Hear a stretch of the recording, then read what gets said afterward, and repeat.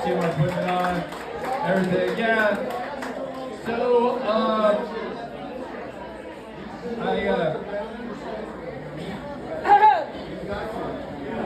I just got back from the doctor, and I went there to get some birth control. He gave me these sunglasses. I don't know what's up with that. But yeah, whatever. I'm trying to make it work. Actually, recently, not too long ago, I was dating this girl. Just started dating her in like the beginning phase of the relationship. Super fun, you know. Every day I was like walking home like fucking George Jefferson, you know. Finally got a piece of the pie, all that shit. And I was telling my good buddy about it.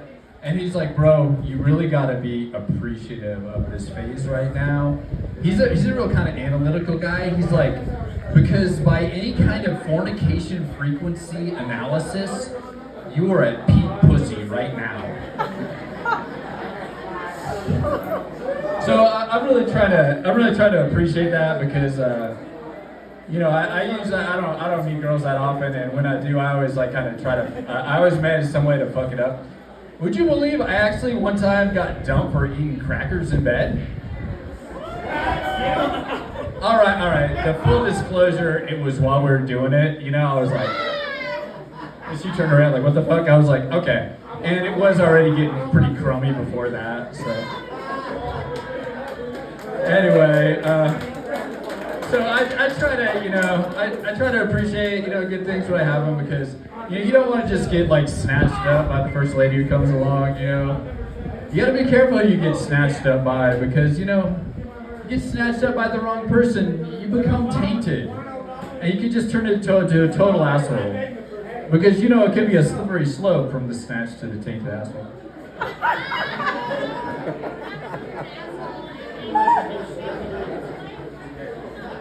I'll work on that. Really though, I try to get snatched up by girls who are. My real fantasy, really, I think would be the best place to meet a woman would be in grocery outlet. Yeah, definitely grocery outlet, right? Because, you know, they'd be like a practical, kind of down-to-earth person, you know, they'd be pretty chill. And then, in the event it didn't work out, the divorce is probably only cost you like 30% of, you know, what a normal divorce was going to cost. You know it's going to cost less than that chick from Whole Foods. Yeah. So I got some true stories now.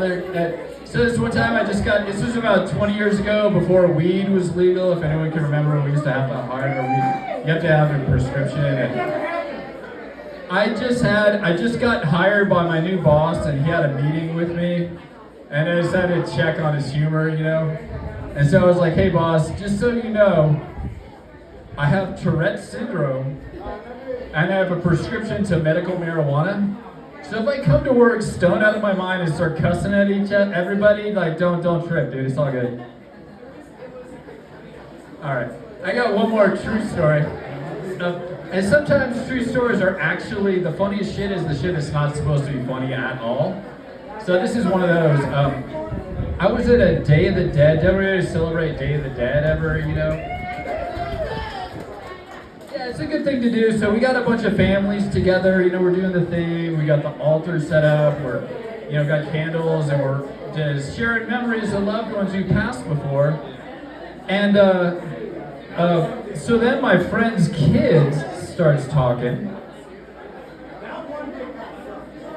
And she's like, well, it was cute at first. She's like, well, one time we used to have this pet chicken that gave us a lot of nice eggs, and he was really nice, but then one day we went out to see if we could get some eggs, and the chicken was dead. Well, oh. And then she goes on, she's like, and then after that I got a pet hamster, but mommy said I left his cage in the sun in the window too long and forgot to give him water, and he died. It was sad. Oh. And she keeps going. And then I got another hamster, and he got out of the cage, and the cat ate him, and we're like, at this point we started to look at each other like, damn. And then she's like, and then I got a little pet lizard, and I was riding around with him on the handlebars of my bike, and he fell off the bike and got run over, and he died. And we're like, oh. And she keeps going. And then I got another hamster, and he got out of his cage, and he got stuck in the wall, and then it smelled really bad, because he died in there. We're like, oh. But really, we're starting to crack up, dude, because we're like, how many kids, damn, how many pets this girl killed? And so I started cracking up. I had to leave the room. I left for like 3 or 4 minutes, was laughing my ass off in the other room. Finally, got it back together, and I walked back in the room, and the first thing I hear, no shit, when I walk back in the room, she's still fucking going. She's like, and then I got another hamster. And she just keeps going and going. Eventually, her mom had to cut her off. It was fucking hilarious, dude. But you guys will be happy to know that girl's all grown up and mature now. She's actually a productive member of society. She's actually a nurse over at Barton.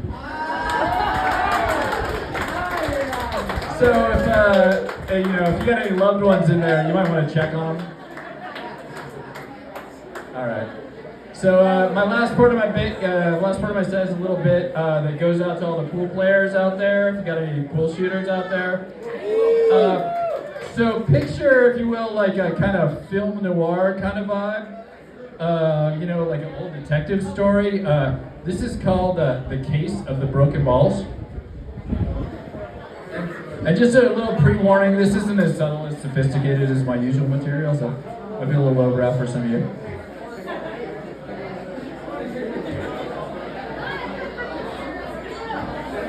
It was a cold night in Tahoe. Like getting stuck overnight on the Heavenly Gondola. A quiet night too. All the J1s were out of town. The bartenders were probably happy because those fuckers don't tip anyway. But anyway, I was all alone because it was a quiet night. Just shooting pool by myself, over at the pool table. Just playing with myself, working on my stroke. At a joint called Whiskey Dicks.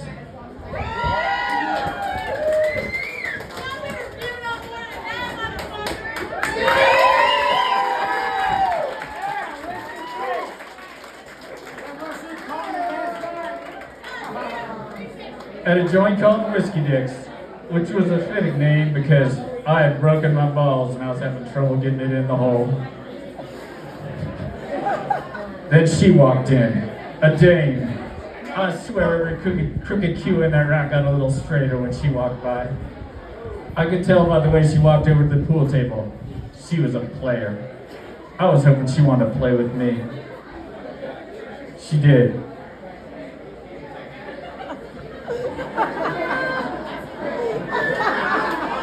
Man, this girl was amazing. Her rack was tight. She really knew how to slam them balls around. I was getting jealous of her pool cue. Even when she finally missed, she still played great D. Man, she had my balls frozen like a jump into the lake in January. All I had was a long shot down the rail, but my ball bounced off the nipple of the side pocket, which seemed to be sticking out a little further than usual that night. I told you it was a cold night. Then she started railing it again. Man, this girl was amazing. But sometimes those balls have a mind of their own. Because in making all those great shots, she freed my balls. I started coming from behind. But then I started shooting too fast. Man, I also started scratching so much, she was thinking there was something wrong with me. Pretty soon, she finished me off easily with ball in hand. I should have left it alone. I should have let it go. But I couldn't let it go, man. Something about this dame just wanted me to keep shooting. So, I was quite happy. After she won, she looked up from the table and said, "Best of 3?" And that is how I solved the case of the broken balls. Big thanks to all the Pool Planner homies who contribute all those cheesy innuendos.